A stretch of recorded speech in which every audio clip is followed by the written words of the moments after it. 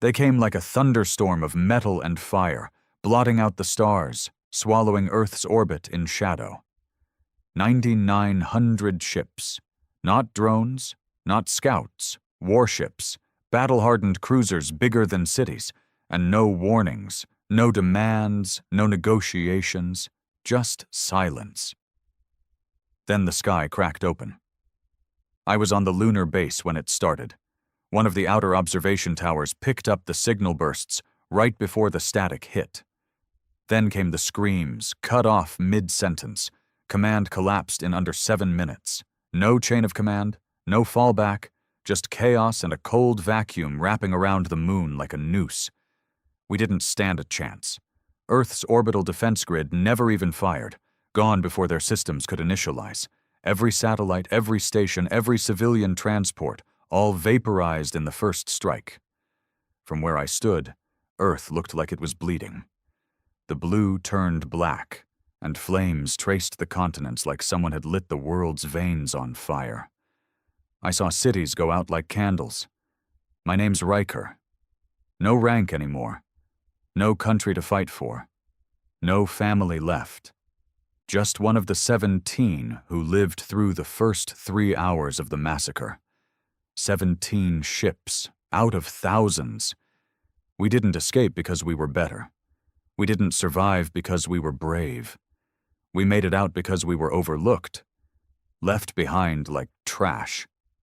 My ship, the Omen, wasn't even military. Retrofit cargo hauler. She wasn't fast, but she was dirty. Jammed her ID transponder years ago to run black market goods for outposts on Europa. Never thought that scumbag life would save me. But when their scanners swept for military-grade energy signatures, we didn't ping. And when their tracking systems locked onto every known vessel above Earth, we were already drifting in the shadows of Saturn's rings. That's where I saw the transmission. It wasn't meant for us, more like a recording they left behind, a message to whatever vultures would come after. One word. Extinguished, like humanity was just a candle they'd snuffed out, a failed species, a bug on their windshield. They didn't know we were watching. They didn't know we still had breath in our lungs. They thought it was over. It wasn't. Not by a long shot. The other survivors were scattered. Some military, some criminal. One was a damn mechanic with a mining drill for a weapon. But every last one of them had fire in their eyes. They weren't heroes. They were broken men, angry, lost, dangerous, just like me. And that's when the idea was born. Not out of hope, not out of justice, out of hate.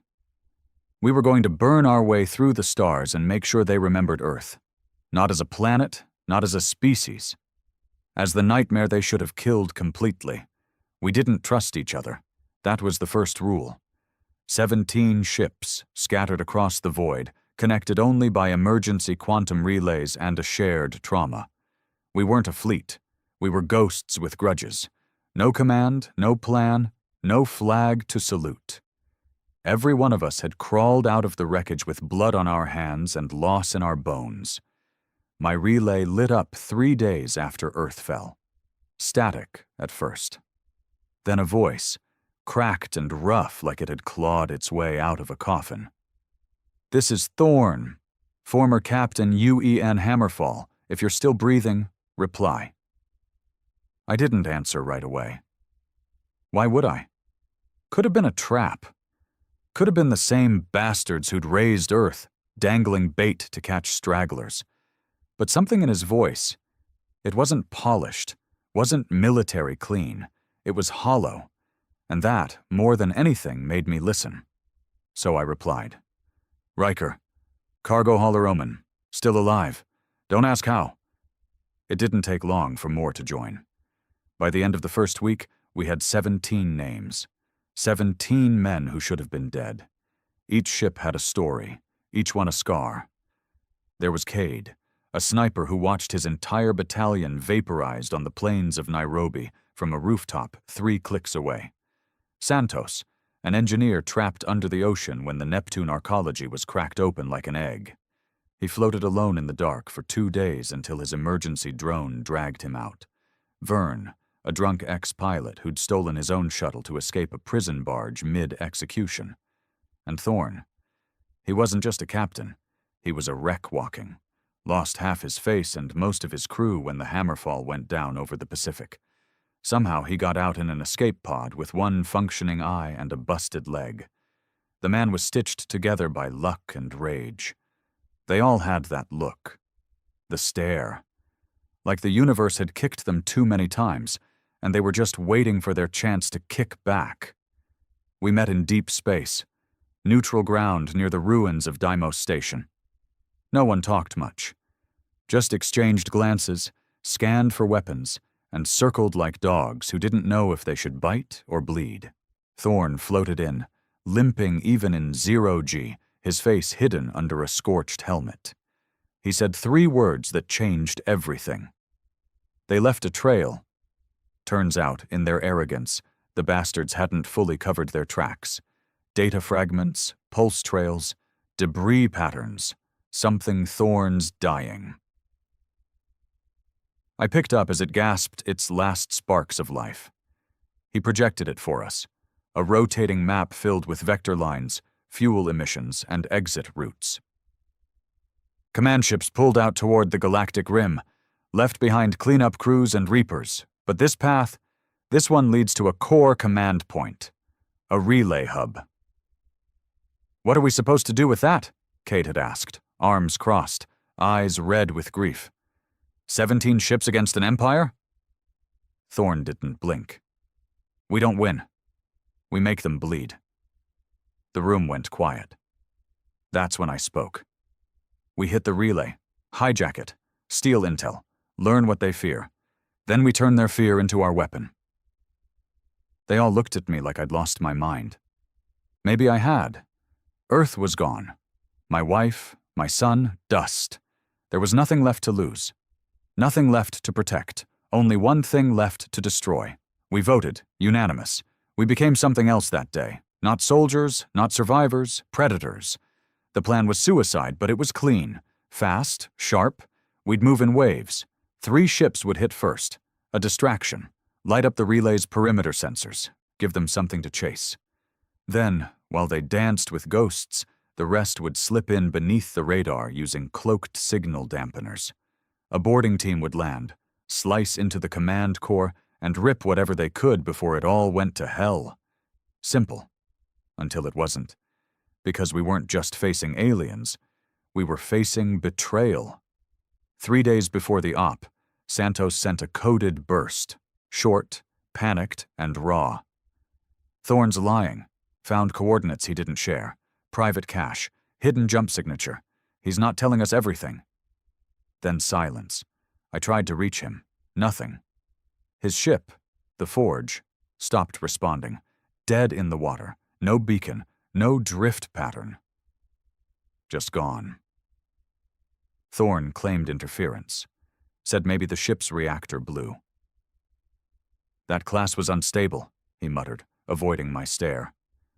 But I saw it, the flicker in his eye. The same one I'd seen in smugglers who'd killed over cargo, enslavers who sold kids off-world. He was hiding something. I confronted him in private, alone. Stupid move. "You killed him?" I asked flatly. Thorn didn't deny it. He was weak, panicked. He would have compromised the mission. I didn't flinch. "And you're the judge now?" "I'm the only one who's still thinking about the long war," he snapped. "Not just revenge, not just blood. Victory." "There's no victory, Thorn. There's only payback." He leaned in close, voice like gravel. "Then stay out of my way, Riker, or next time you'll drift too." I didn't report him. Couldn't. The others were fractured already. Another split would break us. So I lied. Said Santos's ship malfunctioned. Reactor failure. No remains. The mission went ahead. 3 ships peeled off for the distraction run. Thorn was among them. Of course he was. Always wanted the glory. I was part of the insertion team. Slipped through the net with Cade and Vern, riding a stolen mining skiff disguised as debris. No shields, no weapons, just silence and guts. We landed hard on the relay station's outer hull, magnetic boots, plasma torches, quiet cuts. Inside, it was a tomb. Alien tech buzzed and hummed, glowing in soft greens and purples. Clean, sterile, and cold. So damn cold. We moved fast, found the core room in under 4 minutes. Vern hacked while I covered the door. Cade watched the corridors with a sniper's calm. Then we heard it. Footsteps, not stomping, not charging, just walking, slow, measured. We froze. A shadow stepped into view. Not a soldier, not a monster, a man, human, wearing alien armor painted in their colors, eyes blank, skin pale, like he hadn't seen daylight in years. He looked at us and smiled. "Did you really think Earth was innocent?" he said. Cade fired first, right between the eyes, but the man didn't fall. He just laughed. The bullet should have taken his head off. Cade didn't miss. Ever. But when the shot hit, it was like the man's skull wasn't flesh, more like tempered glass, cracked but still intact. His body jerked, twisted unnaturally, and then straightened like nothing had happened. He looked at Cade with a smile that didn't belong on any human face. "Still clinging to your old instincts," he said softly. "It's cute." Vern froze behind the terminal. I felt the air change. The kind of cold that didn't just bite your skin, but stabbed into your bones. Something was wrong with that thing. Wrong in a way no weapon could fix. I stepped forward, leveling my rifle. "Who the hell are you?" He tilted his head like a curious dog. "Name doesn't matter. I had one once, before they showed me the truth." "Them," I muttered. "The ones who torched Earth?" "They saved me," he said. "From you, from your kind. You think humanity is worth something? You think you were innocent in all this?" Cade gritted his teeth. We didn't fire first. The man stepped closer, his boots clicking softly against the alien alloy floor. "Number you just expanded, colonized, consumed. You dug your claws into every moon and planet you could reach, stripped them bare, and called it progress. We were a virus. They were the cure." I didn't believe a damn word of it, but I could see it in his eyes. He did, completely, like a religious fanatic kneeling at the altar of genocide. "They took Earth," I growled. "They slaughtered children, wiped out cities, burned history. And they left you alive," he whispered. "That was their mistake." Cade fired again. 2 rounds this time. Center mass. The man staggered, but didn't fall. Instead, he opened his mouth and screamed. It wasn't human. It was like every agony of the universe had been compressed into one sound. My ears bled. Vern dropped to his knees, clutching his head. Lights flickered. Alarms blared. The relay's core pulsed red. And then he charged. I only saw a blur. 1 second he was 10 meters away. The next he was slamming into Cade, driving him into the wall. Metal bent. Bones cracked. Cade coughed blood and screamed. I fired. The plasma bolt hit the freak in the back, finally slowing him. He spun, swinging Cade's limp body like a weapon. I dove, rolled, grabbed Vern, and dragged him toward the exit corridor. "Cade's dead," Vern gasped, eyes wide with shock. "He's dead, Riker." "Shut up and move!" We ran. The relay pulsed again. Emergency locks slammed into place. Whatever we'd triggered, it wasn't just alarms. It was a lockdown. A trap. The relay wasn't just a hub. It was a prison. And we'd walked right into it. Back in the corridor, my comms crackled. Thorne's voice, static-laced and sharp. "Riker, what the hell's going on down there? You tripped their internal AI net? We're losing Cloak," I barked back. "We've got one of ours, human-turned, augmented, some kind of puppet." Thorne didn't answer at first. Then kill it. We tried. But it wasn't that simple. The bastard wasn't just strong, he was fast. Wired into the station, and worst of all, He wasn't alone. More of them emerged from the walls, not full soldiers, prototypes, twisted half-finished mockeries of human form, limbs fused with synthetic tech, eyes glowing, skins pale and paper thin. We fought. Plasma bolts lit up the corridors. Vern rigged a mining charge to collapse part of the access tunnel. I dragged Cade's broken body out, what was left of him. He didn't make it. We reached the docking bay, where the skiff waited, still miraculously untouched.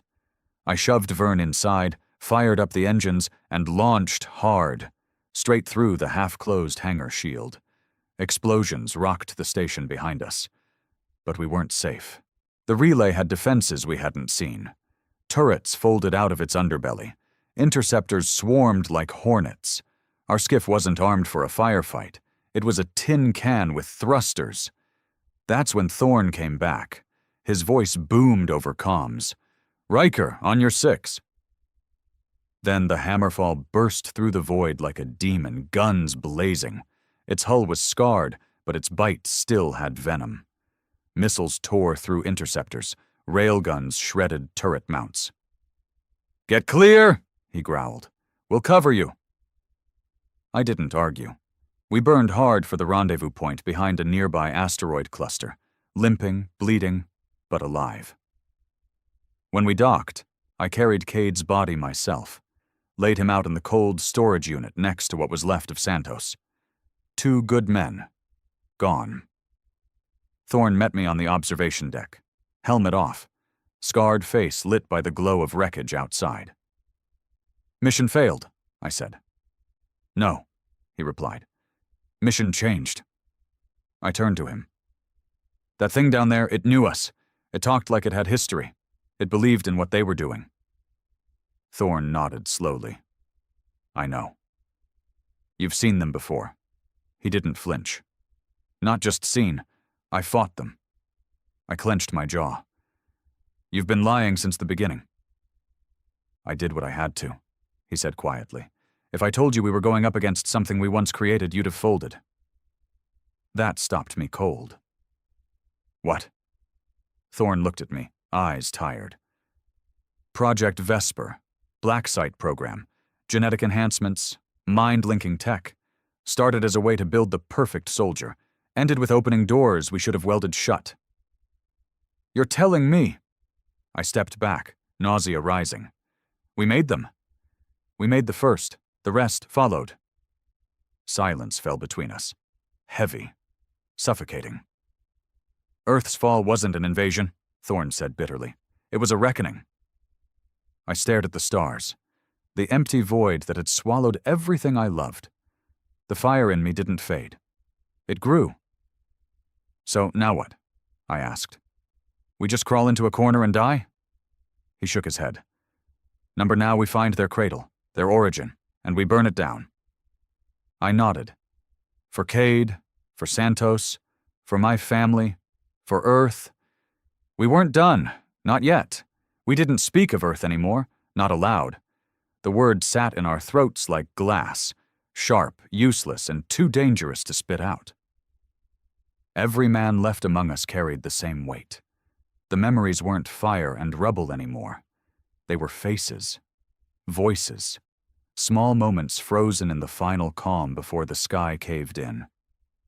For me, it was my son's laugh. Cracked tooth, missing front incisor, giggling as he ran circles around our rusted backyard swing. That laugh haunted me more than any nightmare, because I couldn't remember how it ended. Just that it did. And now I knew why.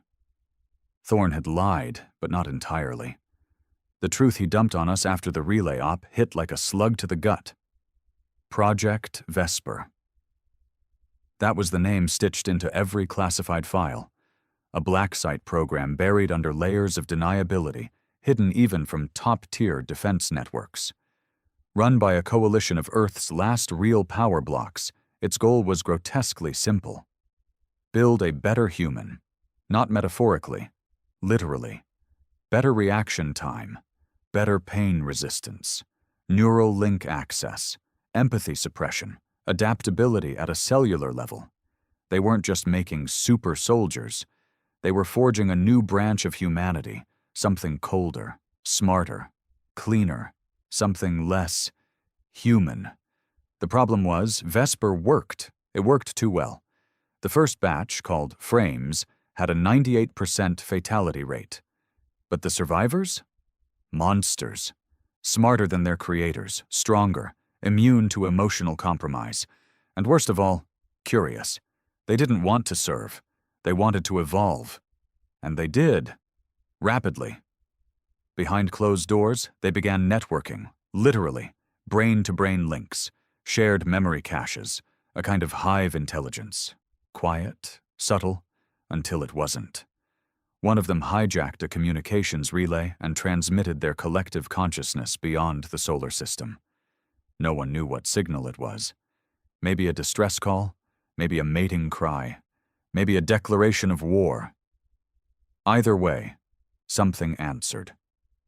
Not aliens in the way we understood them, more like distant echoes of failed civilizations, beings who'd burned themselves into extinction and left behind only digital ghosts. These entities latched onto the Vesper frames like parasites on fresh meat, enhanced them, changed them, fused with them. That's what came back. That's what slaughtered Earth. We called them the Hollow. It wasn't a name they gave themselves. They didn't speak in words, didn't care for identity. They were the walking consequence of man's arrogance, his attempt to play God with flesh and code. And now they were everywhere, not just in the fleet that crushed our world, but scattered throughout systems we hadn't even charted. Colonies had gone dark, mining rigs silenced, entire trade routes vanished. The Hollow didn't occupy. They erased. And somehow, Thorn wanted us to go to them. The coordinates we'd pulled from the relay before it went to hell weren't just a node or a command ship.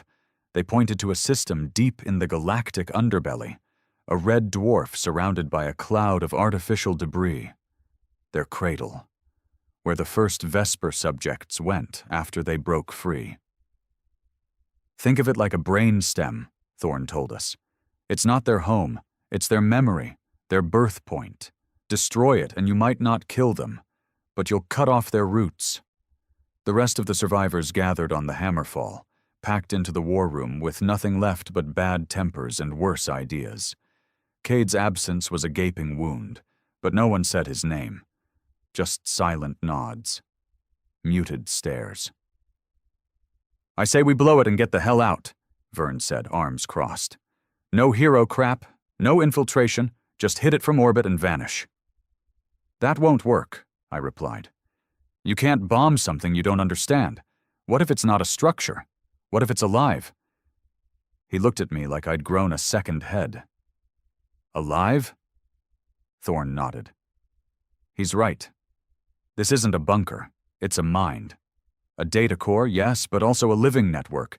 Part machine, part biology, part something else." Santos's brother Malik, quiet until now, spoke up. "You want us to board that thing?" "Yes," Thorn said, "and burn it from the inside." The silence that followed was thick. He might as well have asked us to walk into a black hole. But no one said no, because saying no meant waiting to die in space, a slow drift into starvation or madness. And we were done waiting. We moved. 17 ships became 6. The rest were left behind, too damaged or stripped for parts. We loaded every ounce of explosive we had, retrofitted sensor masks, and charted a path straight through dead systems and ancient war zones to the red dwarf Thorn called the Nest. It took 6 days. On the 5th, we lost one more, Raven's ship.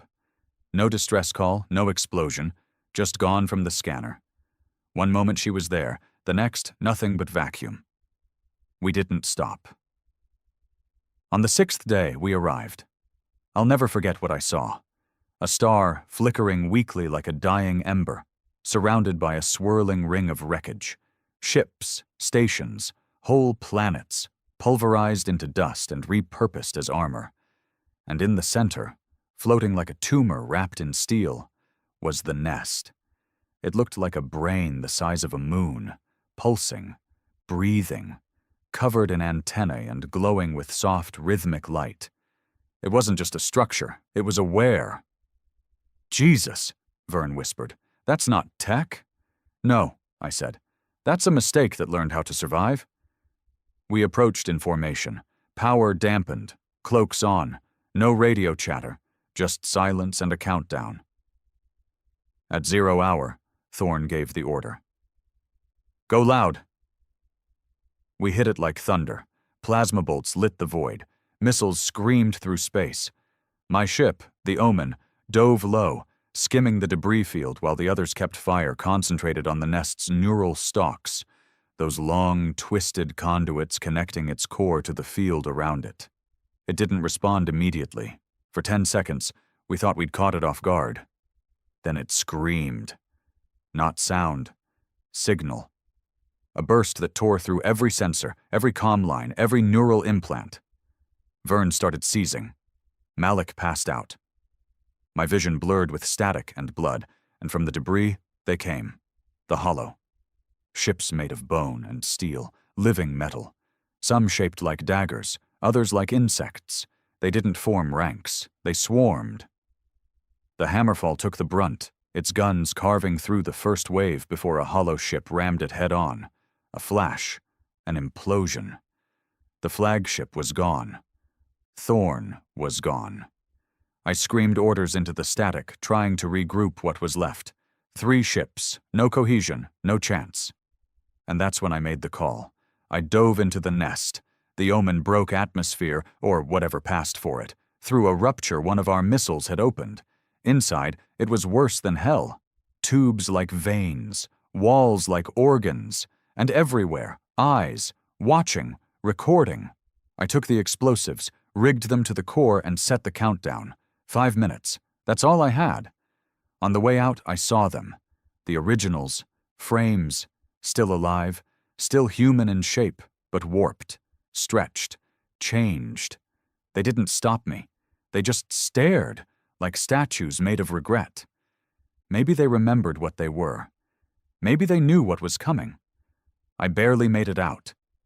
The Omen breached the hull as the charge went off, and the nest buckled. Flames and light and twisted data poured into the void. A pulse rolled across space, one final scream, and then silence. The hollow didn't vanish. They didn't die, but they fled. Their ships spun, scrambled, retreated like insects doused in fire. Whatever we'd hit, whatever nerve we'd burned, it hurt them. Deep. We had drawn blood. Now we knew how. The nest burned for hours. Even from deep orbit, we could see the tendrils of fire curling through the wreckage, turning once living circuits into ash. And inside that churning mess, inside what used to be the Hollow's mind, we'd left a scar. But scars don't end wars. They start new ones. We lost 5 ships in the assault. Thorn went out like he probably wanted. Fighting, cursing, alone. Vern's ship was torn in half by a hollow leechcraft.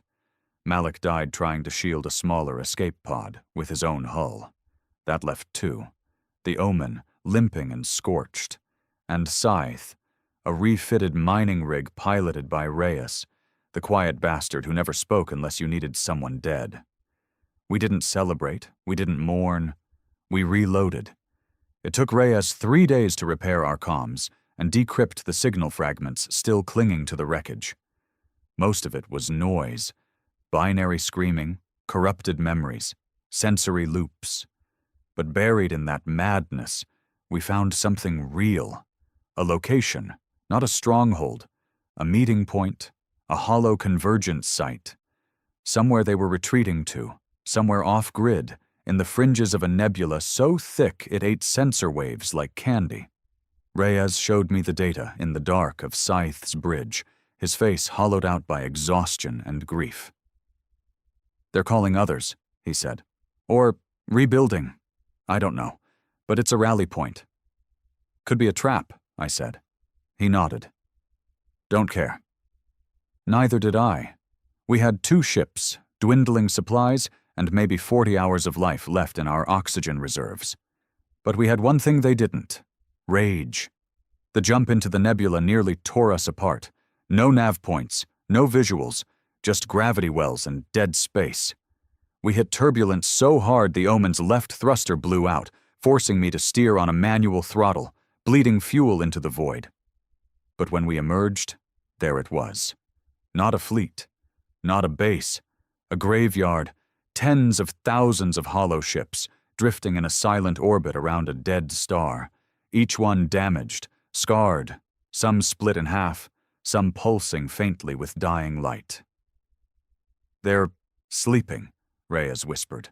Not sleeping, regenerating, feeding. The wreckage of other species, ships we'd never seen, hulls shaped like wings, bodies curled in fetal positions, was being absorbed, melted into the hollow craft like they were growing skin from stolen corpses. And in the center of the graveyard, hanging in stillness like a god watching his own funeral, was a vessel unlike anything we'd seen before. Bigger than a moon, black as oil, alive. Its surface pulsed like a heartbeat, covered in spines and twitching antennae, and there, along the dorsal ridge, were faces, human faces, dozens, hundreds, stretched across the hull like trophies. I recognized one, Cade, fused to the metal, his expression frozen in a silent scream. Reyes turned away, vomiting into his helmet. I didn't move. I couldn't. That wasn't just a ship. It was a memory, a collector. It had pulled the minds and DNA of every human it had consumed and fused them into itself, using them as both record and warning. And maybe fuel. I whispered. That's where they all went. Reyes didn't answer. He was too busy priming the explosives. We didn't discuss a plan. There was no tactical advantage, no stealth route. We were outgunned, outmanned, out of our goddamn minds. But I'd stared into the mouth of extinction and lived. I didn't come this far to run, so we charged. Scythe peeled off, launching mining torpedoes rigged with ion destabilizers. I followed behind, firing every last plasma burst the Omen had, screaming across comms as the hollow stirred. They didn't wake like creatures. They responded like a machine. Instantly. Their ships activated, engines flaring to life, wings snapping open like insect mandibles. But not to fight, to protect, to shield that thing in the center. It wasn't just a vessel, it was a queen, and I was aiming for her throat. We broke formation just as the first wave of hollow drones hit us. They didn't fire. They latched on, clawed, bit, like parasites. Reyes went silent. His ship spiraled out of control, a dozen hollow craft chewing through his hull. Then his voice crackled in. I'm going in. Manual override, full burn. I knew what that meant. Don't be stupid, I snapped. We can regroup. Not regrouping, Riker. Static. Go for her. I'll clear you a path. Then Scythe roared. Its engines overclocked. The hull glowed white-hot. Reyes drove that old mining rig straight into the swarm, punching through hollow after hollow, torpedoes screaming out of its cargo bay in waves. One hit the Queen. She flinched. Not visibly, but in the data, in the static. My systems spiked. The air inside the Omen turned cold. She was angry. Reyes didn't stop, until he did. Scythe detonated in a flash so bright it turned the nebula pink. The shockwave cracked the hollow formation. Dozens of their craft spiraled into each other, colliding, shattering. That was my chance. I dove, straight toward the Queen. Her surface opened like a blooming flower, rows of flesh-covered panels parting to reveal a maw of spinning blades and twitching wires. I didn't hesitate. I crashed into her. The hull split, and I was inside. The last part of this war was done on foot. The insides were worse than any nightmare. Flesh walls, pulsing veins, whispers in languages I almost understood, like my own thoughts were being rewritten in real time. My helmet's interface flickered, voices leaking through, my son's laugh, my wife's scream. I pressed forward, through tunnels of bone, through corridors that bled, until I found it. A core, not a reactor, a heart. Human, at first glance, beating, wet, covered in data nodes and old Earth tech, military servers grafted into raw tissue. This was where they stored us, our memories, our pain, everything they took. I placed the last of my charges on the base of the heart. 30 seconds. I turned away and saw her. A woman, or what used to be one. Naked, beautiful, skin gray, eyes pitch black, arms too long, too elegant. She didn't move, just stared. "Why?" she whispered. Her voice was layered. Mine, Thorne's, Reyes's, everyone. "Because you didn't kill us all," I said. And then I left. The blast ripped through the Queen like a virus, lighting up her internals, shredding her data, her flesh, her hive mind. I escaped in a drop pod, blind, deaf, running on fumes. I didn't look back. Because I didn't need to. I'd killed a god. And I wasn't done yet. The drop pod spun through space like a dying prayer. No fuel, no navigation. Just charred panels, a cracked viewport, and the faint hiss of oxygen leaking from somewhere I couldn't reach. Every minute stretched like a lifetime, and every breath was laced with smoke and blood. I don't know how long I drifted. Hours, maybe days. Time didn't exist out there, just cold silence and memory. And voices. Not hallucinations.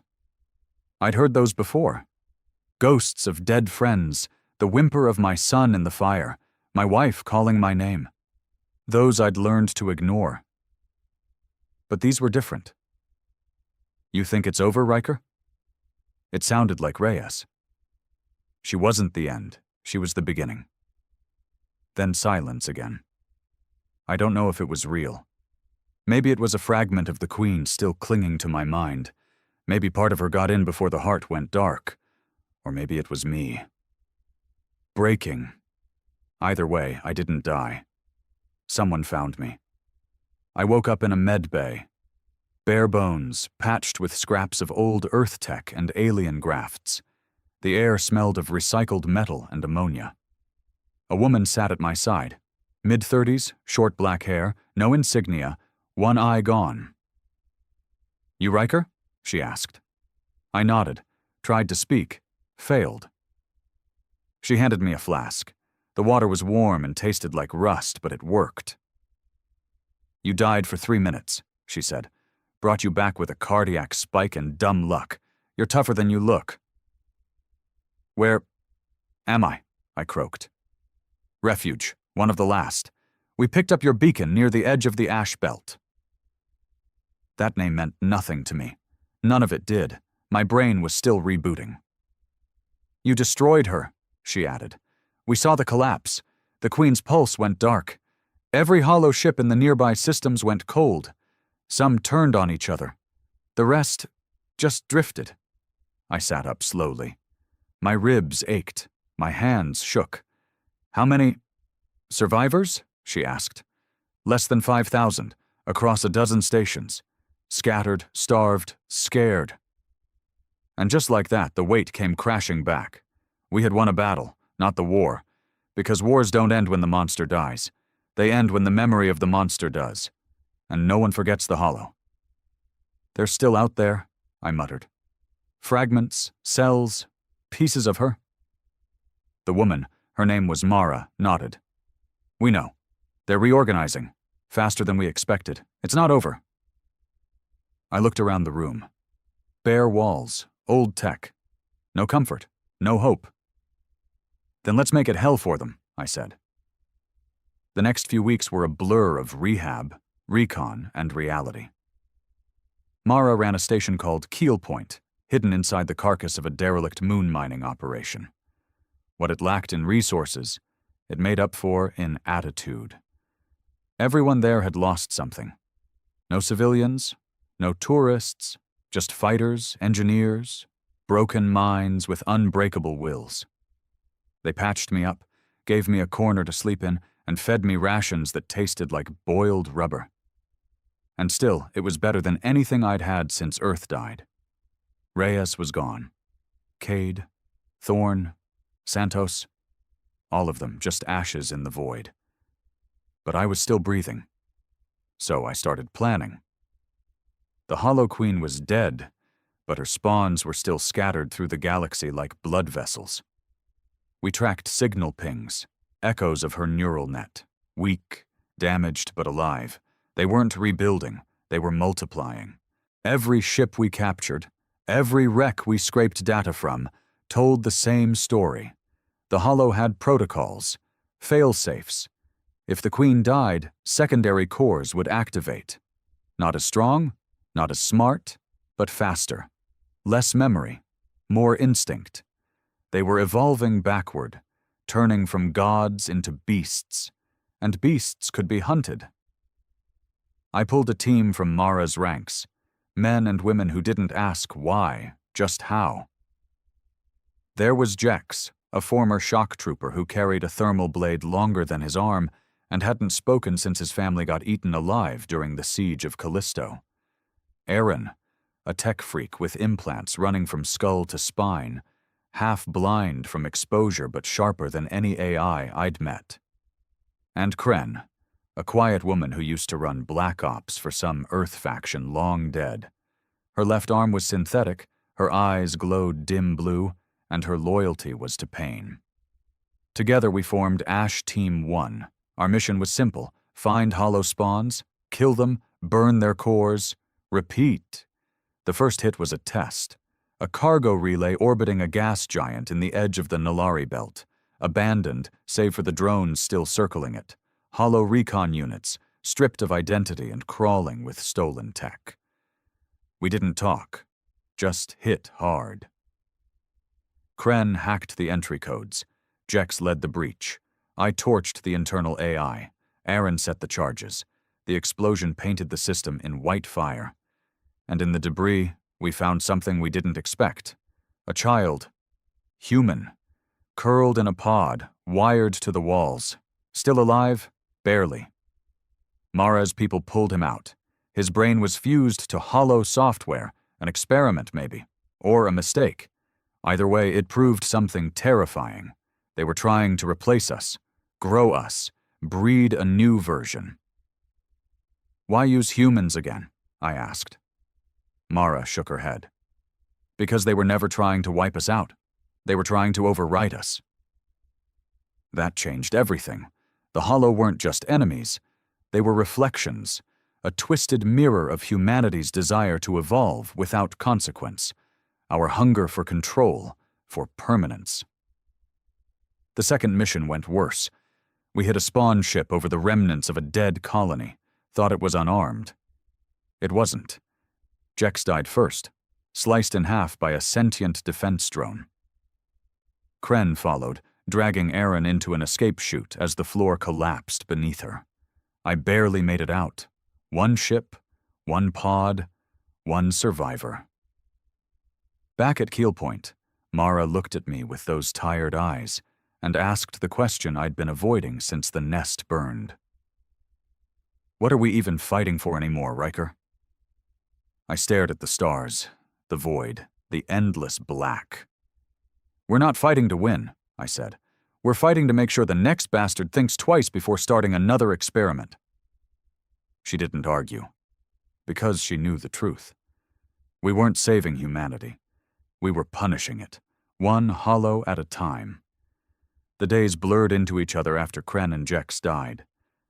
I didn't bury them. There was nothing left to bury. Their remains were scattered in orbit over a failed colony, turned to molten dust in the blast that took out the hollow nest. Maybe that was fitting. This war wasn't about graves anymore. It was about wreckage, leaving more of theirs behind than ours. Aaron survived, barely. But the blast damaged his neural implants. He couldn't speak without twitching, couldn't sleep without screaming. Mara sedated him, but I saw it in her face. He wouldn't last long. And I was tired. Not in my bones, tired in my soul. I'd spent so long chasing death that I forgot what life looked like. The station's corridors were filled with quiet desperation. People mending oxygen scrubbers with duct tape. Kids learning math from old pre-war tablets. No one laughed. Not really. They just endured. And yet, somehow, that was more powerful than revenge. I started noticing little things. A man sharing his only blanket with a stranger. A woman teaching a child how to read from burnt manuals. A scavenger leaving behind half his ration pack because someone else looked hungrier. Maybe humanity wasn't as broken as we thought. But the Hollow weren't done. The data we pulled from the last attack showed something terrifying. The spawn cores weren't spreading randomly. They were converging, drawn to a signal. One last signal. The source was an old communications array built into the edge of a collapsed wormhole, something we'd once used to send deep space messages during Earth's expansion era. Now it pulsed with hollow code. We called it the Spine. Because if it went online, if it connected every remaining hollow ship across the system, it'd be the nervous system of a new queen. A stronger one, faster, meaner, smarter. And this time she wouldn't inherit human flaws. She'd be pure, uncompromising, unstoppable. I stood in Keelpoint's war room, staring at the projection of the Spine as Mara detailed its defenses. Dozens of hollow ships swarmed it like wasps. Shield networks, organic AI that adapted to threats in real time. This wasn't an assault. It was a suicide mission. And I was tired of suicide missions. "We can't win this," Mara said. "We've got 70 fighters left, Max. We send them all, we lose them all." "I don't care about winning," I said. "I care about stopping that thing before it becomes her." She turned away. "What happens after that, Riker? Say we blow it. Say we erase the Hollow completely. What's left?" I had no answer, because I didn't know. Did we rebuild? Repopulate? Start over with the same arrogance that got us here? Or did we vanish, quietly, in the empty dark? Mara looked at me like she already knew what I was thinking. "You want to die fighting. That's easy. You think redemption lives in fire." "It might," I said. "No," she snapped. "It lives in rebuilding, in suffering through every damn day knowing you don't get to forget. You don't get to burn out in glory. You stay, you endure, you lead." I didn't want that. But maybe I needed it. Still, I owed the dead something.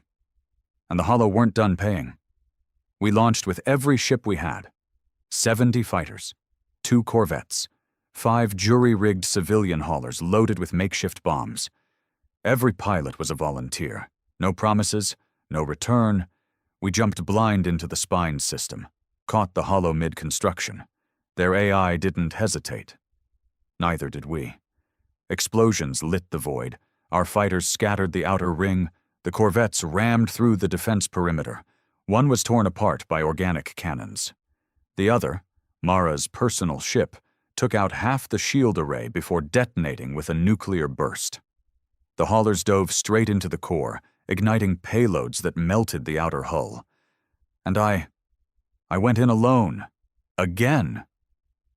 The Omen was half rusted, missing one engine patched with stolen alien parts, but she still answered when I called.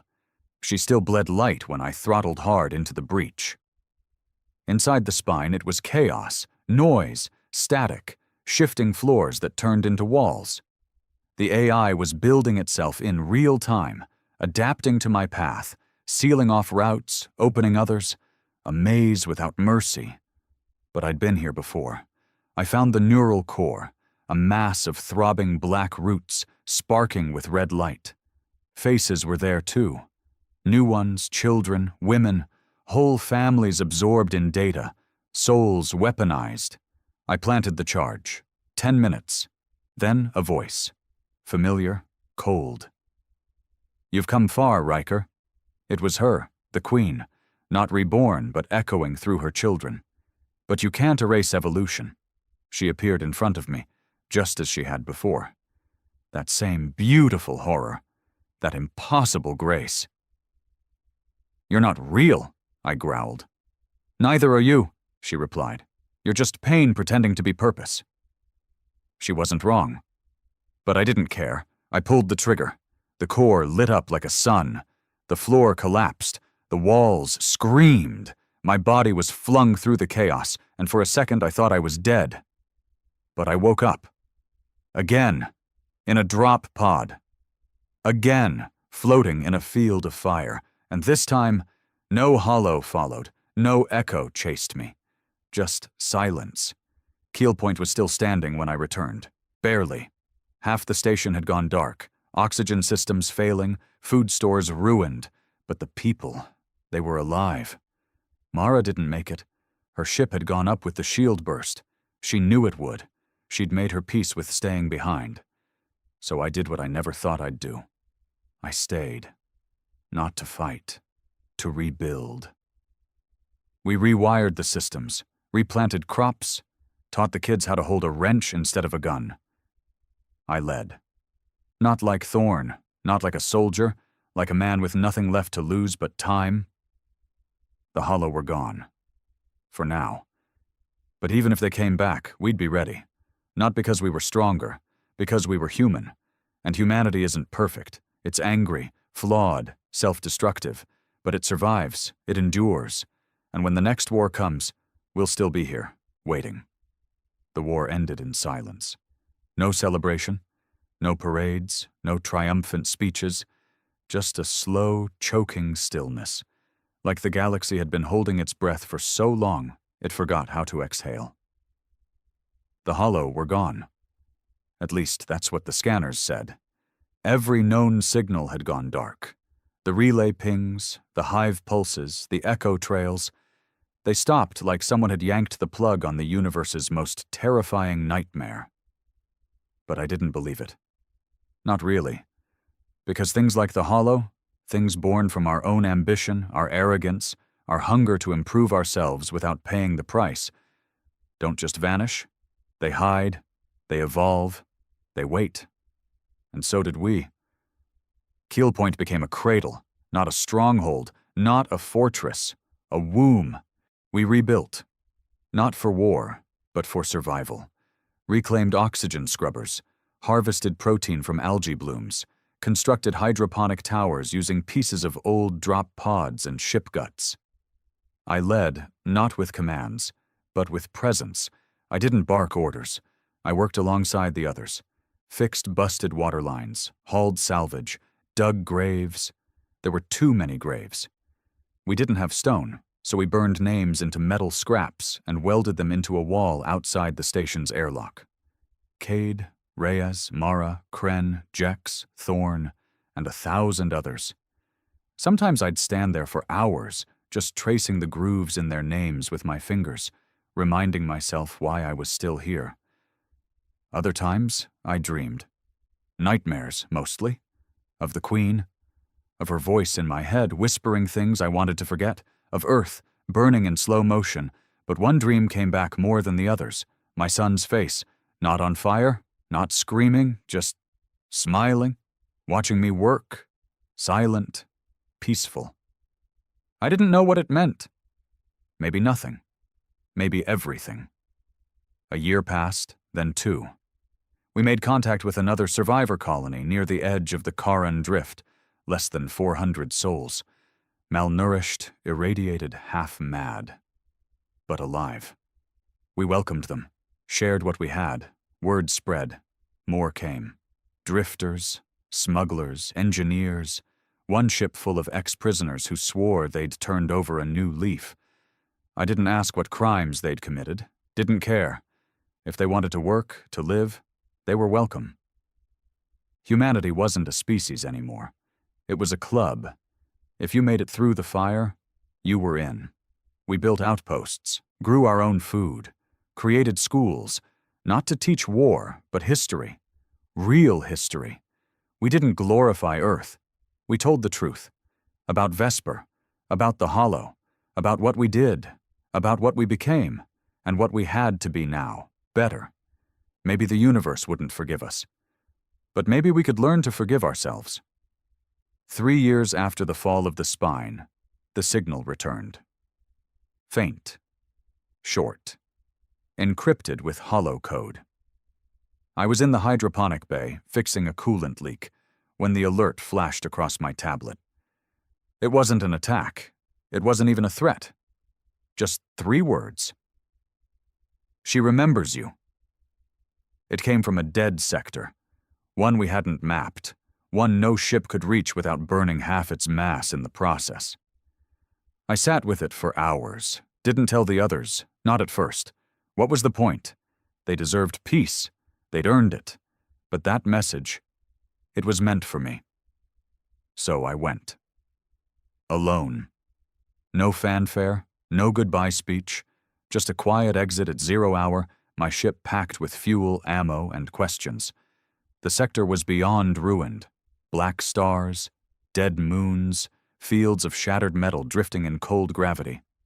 I found her there, not the queen. Something smaller, a fragment, floating like a seed.